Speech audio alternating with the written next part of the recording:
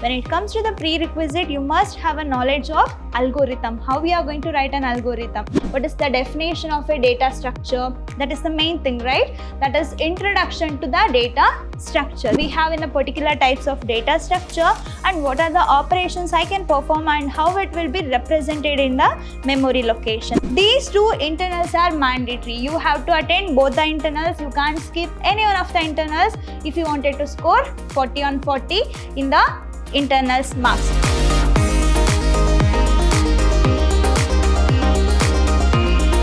Hello everybody, welcome to the very first session on the B.C.A second semester subject called Data Structures Using C. As per the NEP CBCS syllabus, I am here to discuss regarding complete brief discussion regarding this subject, that is data structures using C. I am Rohini TS, Department of Computer Science, Vidhyaashram First Grade College, Temple of Excellence, MYSURU.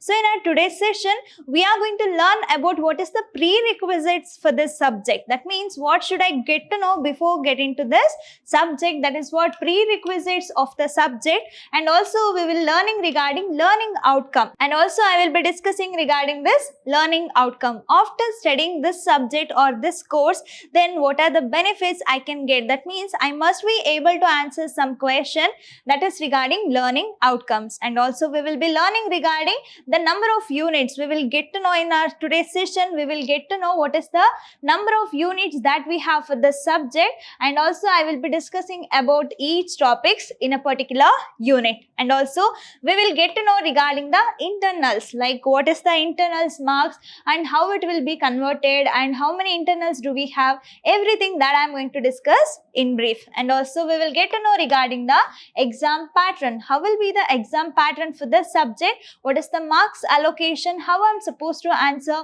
What kind of parts we have, like whether we have a part A, part B, and each part carries how much marks, everything that I am going to discuss in my today's session. Let me get into the session with respect to prerequisites of this subject called data structures using C. So as the name indicates, data structures. So as we all know that data and information will going to play a very important role in all the aspects. Then the necessity of organizing that data and storing of that data in a well organized manner is also important, isn't it? Then that is related to what? Data structures. So we are learning the data structure with the help of a programming language called C.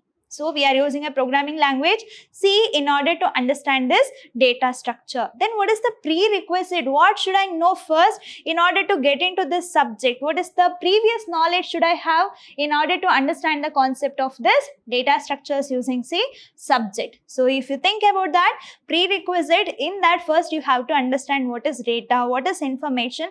At least you must know the fundamentals of a programming. How data, like variables, will be declared, what do you mean by data types, what kinds of data type I have, what do you mean by algorithm, what is the usage of using algorithm, and how to write an algorithm for a given program or a given problem, how we are going to write a flow chart. So all those prerequisites you all require in order to get to know regarding the data structures using C subject. So as I told earlier, data is nothing but it is a raw fact that needs to be processed, and it can be anything. Can I consider numbers as a data? Yes. Can I consider digits as a data, or any alphabets or special character as a data? Yes. So data can be anything that needs to be processed in order to become information, and representation of that data in the memory organization will be considered as what? Data structures. So when it comes to the prerequisite, you must have a knowledge of algorithm, how we are going to write an algorithm. So if I give any of the problem, you have to analyze the problem first. You have to understand what do you mean by algorithm initially. That means it is a step-by-step solution in order to find a solution, or in order to come to the conclusion of a given problem. So it is a step-by-step procedure in order to solve a problem. Then after writing that algorithm, that needs to be converted into flow chart. That is what pictorial representation of an algorithm. Then that by looking into that flow chart, I am going to write some programming with respect to any of the programming languages. So there we are using this C programming. So when we are using this C programming, it is mandatory that you have to know the basic concept of C, like what you mean by data type, how the variables will be declared, how assignment will going to take place, that and all you must know. So if you know all those things, then it will be easy for you in order to understand what is the data structures using C subject is all about. This is what prerequisite. So now we'll see about the learning outcomes. So now I got to know I must have an ability to understand, I must have an ability to get to know the subject. So yes, I learned everything in this data structure using C. After the end of a course, I must be able to answer these many questions. That is what we are going to able to describe how arrays, records, linked structures, stacks, queues, even trees and graphs are represented in memory and used by the algorithm. As I told, you have to focus on the algorithm. So in that algorithm, by making use of that algorithm, how we are going to represent how these arrays, records or linked structures, stack, queues and graphs, trees, how it has been represented in the memory, and that too by making use of this algorithm. So you will get to know the units. So after that you will be able to answer this question. So you must be able to describe all these data structures, and also you must be able to describe common application for arrays. Application in the sense what? Where and all can we use this arrays, and where I can use this records, linked list and stacks, queues, trees as well as graphs. And also you must be able to write a programs. So now we got to know everything what basic or a fundamentals of a C programming. So after understanding each of the topic of this data structures using C, then you must be able to write a program that using arrays, records, linked list structures, queues, stacks as well as trees and graph. So you must understand how it will be represented in a memory and how it will be used, like what is the application of all these data structure, and can I able to write a program by making use of all these data structure? You must be able to answer. Then demonstrate different methods for traversing trees. What are the different methods we have in order to visit a nodes of trees? That and all you must be able to answer. And also compare alternative implementation of data structures with respect to performance. So we have to make a comparison. If I get to know which is the best thing, like which is the best data structure among those types of data structure, I must compare. I have to compare alternative implementation of a data structure with respect to performance, which will going to give more efficient performance. That I have to concentrate here.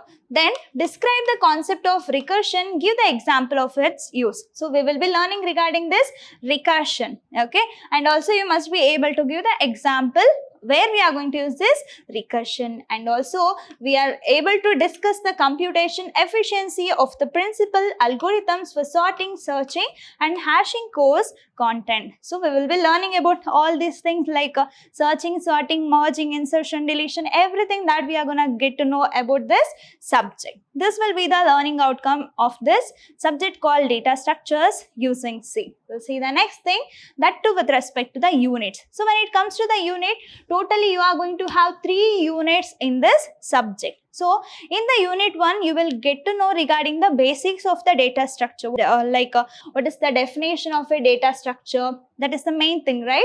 That is introduction to the data structure. There you are going to get to know the definition and what are the types of data structures we have, what are the operations I can perform on this data structure. When it comes to the types, we have primitive and non-primitive, and in the primitive again we have a linear and non-linear. So that we are going to learn about the operations what I can perform on this data structures, and also we will be learning regarding this dynamic memory allocation, whether it is static and dynamic memory allocation. So in that we will be learning about the memory allocation and deallocation function by using malloc, calloc and realloc, as well as we have a free function. And also we will be learning regarding the algorithm. So we will get to know regarding performance analysis, which algorithm will going to be efficient. So we will check about its performance analysis and also performance measurement. So mainly we have one more concept called recursion. So in this recursion topic, we will get to know the definition and types of recursion and recursion techniques, along with the example of GCD, binomial coefficient, and NCR. We have a tower of Anai, and also comparison between the iterative and recursive function. Those are the types of recursive function. There we are going to have a comparison between those two. So at the end of this unit, we will be learning regarding the arrays. So anyway, you have learned this arrays in your PUC, but when it comes to the data structures using C, again we are learning about this arrays. So in the arrays, we will get to know regarding its basic concepts with respect to definition and how we are going to declare that and how to initialize that arrays. Then what are the operations I can perform on the arrays along with the types of arrays, and we will learn about this ADT, that is array as abstract data type, and also we have a representation of linear array in the memory. So these are the content with respect to unit 1. Mainly we will be going to learn about the introduction to the data structure, and with respect to the memory allocation with mainly dynamic memory allocation, and also with respect to algorithm, recursion, and also arrays. So these are the content of your unit 1. So next we have a unit 2 by continuing the arrays concept. In this unit 2, we will be learning regarding traversing linear arrays. So now in our coming session, you will get to know what do you mean by traversing and all. So there you are going to have a inserting and deleting of an element, and we have a sorting. So in that sorting, we have a selection sort, bubble sort, quick sort, and also we have a selection sort, insertion sort. And when it comes to the searching, so in the searching methods, we have a sequential search, binary search, iterative, and recursive search. And also we will get to know the another type of array, that is multi-dimensional arrays. Then we will be learning regarding the representation of multi-dimensional arrays along with this sparse matrices. So this all the topics are very interesting. You are going to learn in my coming sessions, and also we are going to learn about 2 more data structures called stacks and queues. So when it comes to any of the data structure, first you have to understand its definition, then we have in a particular types of data structure and what are the operations I can perform and how it will be represented in the memory location. That is what you all are going to learn in each data structure. So as I told, when it comes to the stacks, you will be learning regarding its definition and how we are going to represent the stacks, and also what are the operations that I can perform on the stack, then application where I can use this stack concept or a stack data structure, and also we have infix, postfix as well as prefix notation. Then we are going to convert from infix to postfix by making use of this stack. So this conversion is also one of the application of a stacks. Then we are going to learn about that in brief, and also we have a evaluation of postfix expression using stack. Then application of stacks in function calls. So this will be the content of this stacks data structure. When it comes to the queues, there also we will get to know the definition of that queue, and also we have to learn regarding the representation of queue. So if you take any of the data structure here, you must understand its definition and how it will be represented in a memory location, and do we have any types of data structure, and along with some of the example we are going to illustrate it. So here also we have a types of queues. So in that types we have a simple queue, circular queue, as well as DQ or double-ended queue. Then also we have a priority queue. Along with the operations, we are going to learn about the data structure called queues. So this will be the content of your unit 2. So we'll see about the last unit, that is unit 3. So here also we are going to learn about 3 more data structures. So this is related to linear, that is linked list, and also we will be learning about the non-linear data structure with respect to tree. In that we will be concentrate regarding this binary tree. So in the linked list, there also we are going to get to know regarding what is the definition of linked list and how it will be represented on the memory location, and types of linked list. So in the types we have a singly linked list, doubly linked list, and also we have a header-like linked list, circular linked list. Along with that, we will be learning regarding the representation of a linked list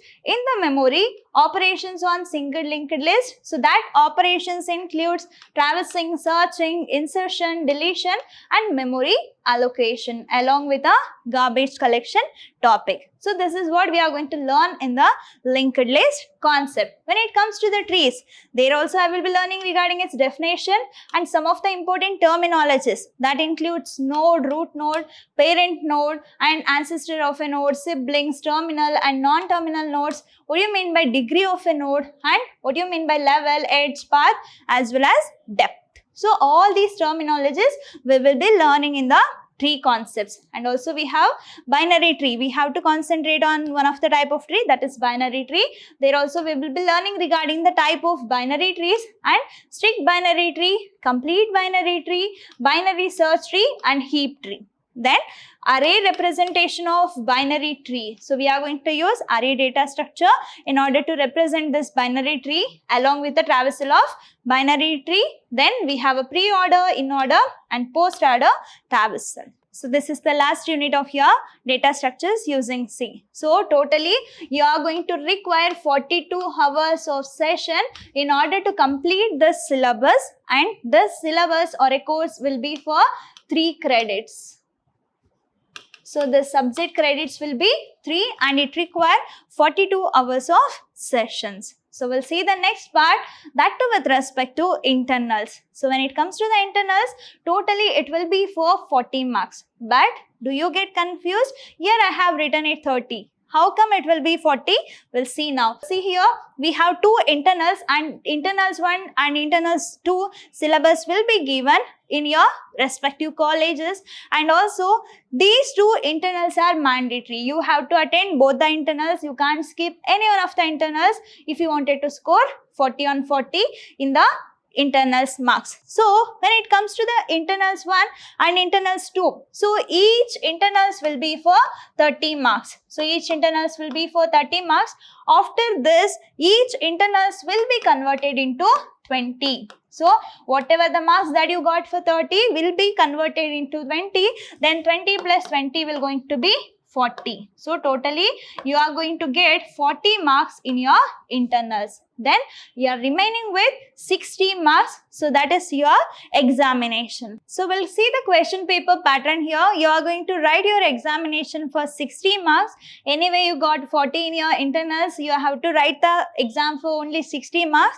And it comprises of 2 parts. One is part A and another one is part B. When it comes to the part A, you have to answer 3 questions and each question carries 15 marks. Totally, you are going to get 45 marks in the part A itself. So, when it comes to the 3 questions, consider 1, 2, 3, right? So, in each question, it has 2 options. Like, it can be either 1, 2 or it can be B.